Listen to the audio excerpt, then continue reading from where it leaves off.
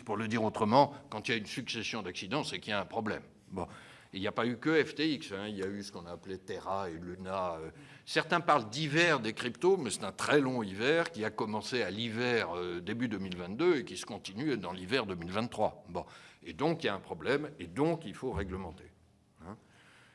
Je suis d'ailleurs frappé, quand vous regardez le débat public, qu'il y avait probablement, il y a 2-3 ans, un débat, est-ce qu'il faut réglementer, réguler ou non?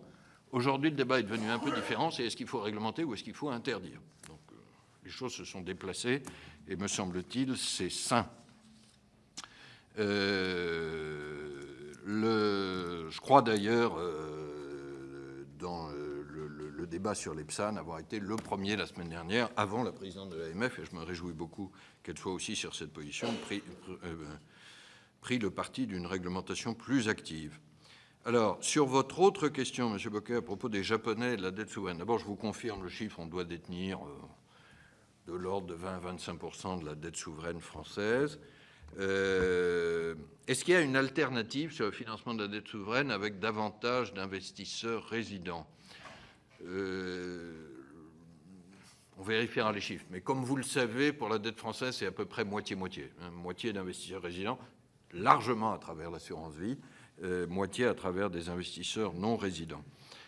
J'ai d'ailleurs noté votre expression quand vous avez dit « les marchés financiers financent allègrement notre dette ». Je salue votre goût de la langue. Je ne sais pas ce que couvre très bien cet allègrement. Enfin, oui, voilà, oui.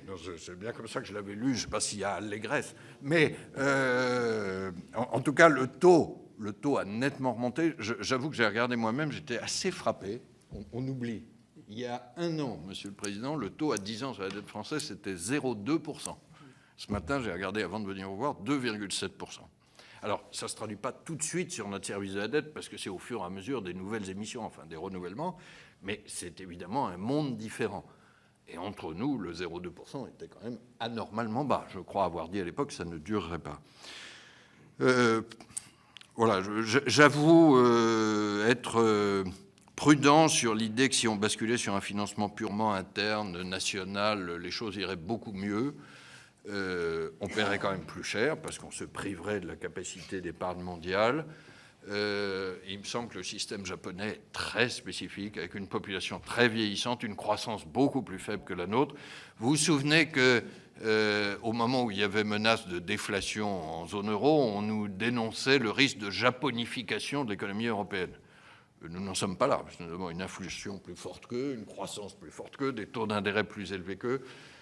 Donc, je crois qu'il ne faut pas basculer totalement du côté des non-résidents, mais je ne suis pas sûr que ça changerait grand-chose si nous avions beaucoup plus de financement domestique.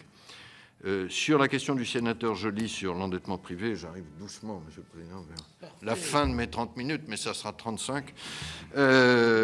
Alors, vous avez tout à fait